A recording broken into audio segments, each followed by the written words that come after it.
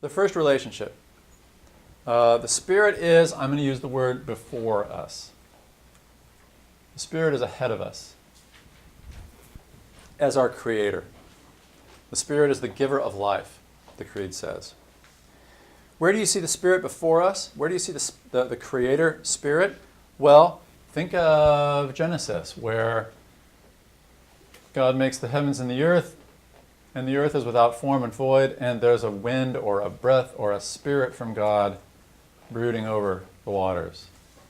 Or think in the very next chapter of Genesis, when God makes Adam out of the dust of the ground, and then he breathes his spirit into him, and the human being becomes a living being. Psalm 104. When you send forth your breath, your spirit, they're created, they're renewed. When you withdraw it, they perish and return to the dust. All of these describe Old Testament appreciations of the Spirit's role in creation. It's not just the Father who's the Creator. It's not even just the Father and the Son who are the Creator. It is Father and Son and Spirit creating. What about New Testament creation? Don't forget, the doctrine of creation isn't just all in the distant past. I showed you this picture of the Annunciation. Mary's Son is conceived, given human life by the Holy Spirit. Our relationship with our Creator starts at the beginning because we're creatures. But when we're new creatures, we get a new relationship as the Spirit becomes our rebirther, right? Our recreator. The Spirit is the one whom Paul in Romans 8 says raised Jesus from the dead. That's an act of creation. The picture is from the book of Ezekiel, the valley of dry bones. He says, prophesy to the bones, and they assemble and they take on flesh and sinews and skin. Only they're zombies until God says, now prophesy to the breath, prophesy to the Spirit, and Ezekiel does, and the Spirit comes upon them and they become alive again. That picture becomes formative for Israel's understanding of its coming resurrection. And the Spirit is the agent of resurrection. If the Spirit of the one who gave life to Jesus dwells in you, he'll give life to your mortal bodies through the Spirit in you. It's Romans 8. Jesus speaks with Nicodemus about being born of the Spirit. Only then can you inherit the kingdom. Only then can you enter the kingdom if you're born of the Spirit. So the Spirit's role in rebirth is creation, new creation.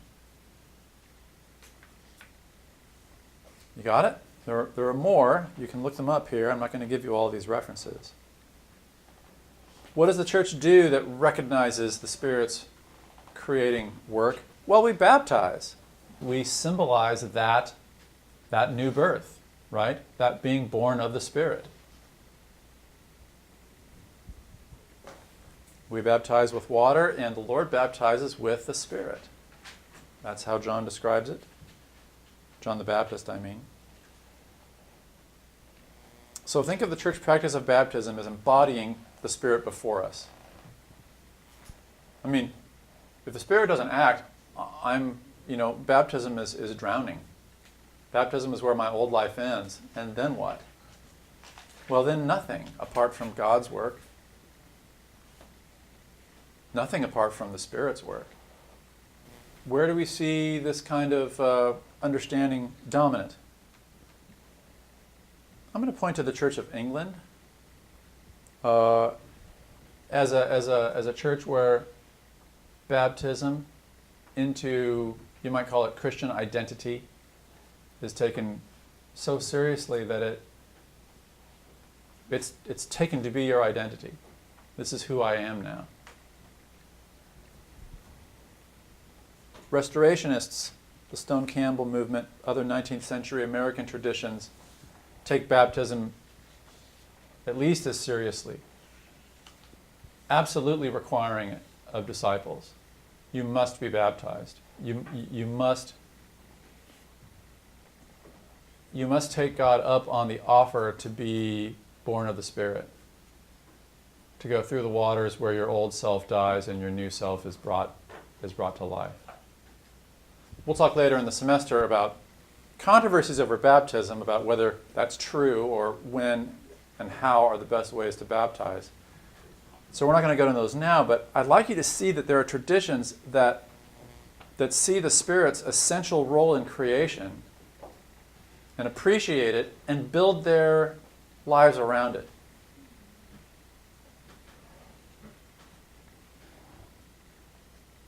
What happens when it gets too narrow? What happens when people reduce the Spirit's role in our lives to that of Creator? I accepted Jesus into my heart and prayed the sinner's prayer and gotten God's assurance that I'm a new man. Sweet. What if I don't live any differently? What if I don't even feel the pressure of living any differently?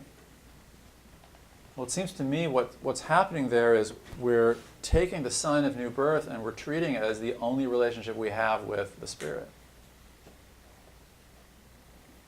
where there's really nothing more to happen. I'm going to call that baptismal entitlement. And as you'll see, the other relationships that we'll describe help correct against an attitude of baptismal entitlement. There are whole cultures of baptismal entitlement. Cultures where if you identify as a Christian, you've received that identity and it really holds no claim on how you live. The American South at its worst can be a culture of baptismal entitlement. I'm a Christian. That's the kind of person you are. At its worst, not at its best, okay? Europe, Christianity is dying in Europe, or at least in some sectors of Europe, in part, I think, because of the legacy of baptismal entitlement. People who understood themselves to be Christians because they had been baptized 30 years earlier, and they've lived their lives in no different way than they would have otherwise.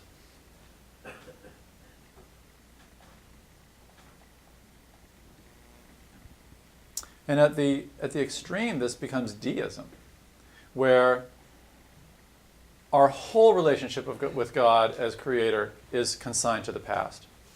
And we imagine no continuing involvement between God and the creation.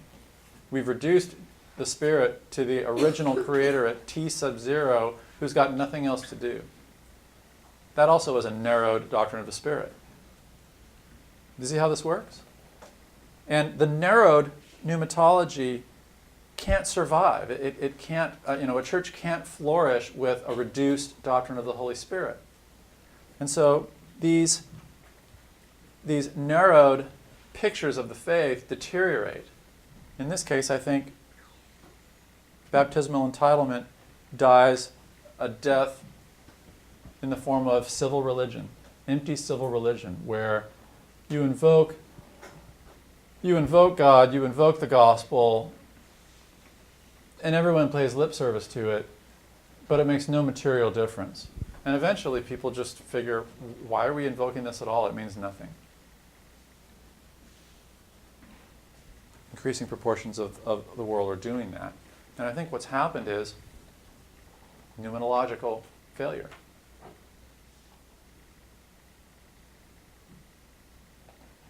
And finally, if you're a fan of the sciences and you want to think religion and science, you want to work out relationships and problems between religion and the sciences, this aspect of the Spirit's work is one fruitful place for resources, and how the Spirit is involved in creation, old and new. They all are, but I think this is a particularly important one in religion and science circles.